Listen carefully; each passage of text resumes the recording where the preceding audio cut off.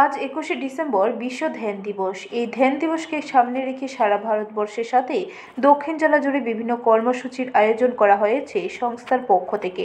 Art of লিভিংয়ের founder Shri Shri রবিশঙ্করজির উদ্যোগ ও তত্ত্বাবধানে সংস্থার কর্মীরা দক্ষিণ ত্রিপুরা জেলার ৮৫টি শিক্ষা প্রতিষ্ঠানে এই ধ্যান শিবির অনুষ্ঠিত হয়। এরই মধ্যে রয়েছে জেলার বিভিন্ন অঙ্গনওয়াড়ি কেন্দ্র, বিভিন্ন সরকারি ও বেসরকারি স্কুল এবং আর্ট অফ লিভিং সংস্থা পরিচালিত ৪৫টি বালবিদ্যা কেন্দ্র।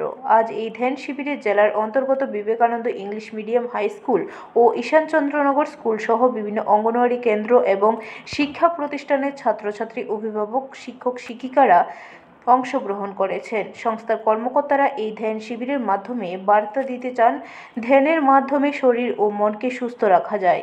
প্রতিদিন ধ্যানের মাধ্যমে নিজেকে সুস্থ সবল রাখা একটি পথ।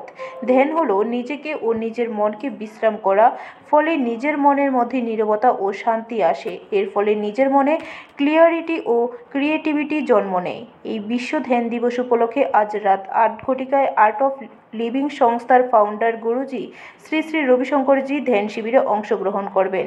ধ্যান যোগ নিয়ে বিভিন্ন পরামর্শ প্রদান করবেন। আজকের এই ধ্যান শিবিরের মাধ্যমে সকলকে এই রাত ৮টায় গুরুজির ধ্যান শিবিরে অংশগ্রহণ করার অনুরোধ রেখেছেন সংস্থার কর্মীরা।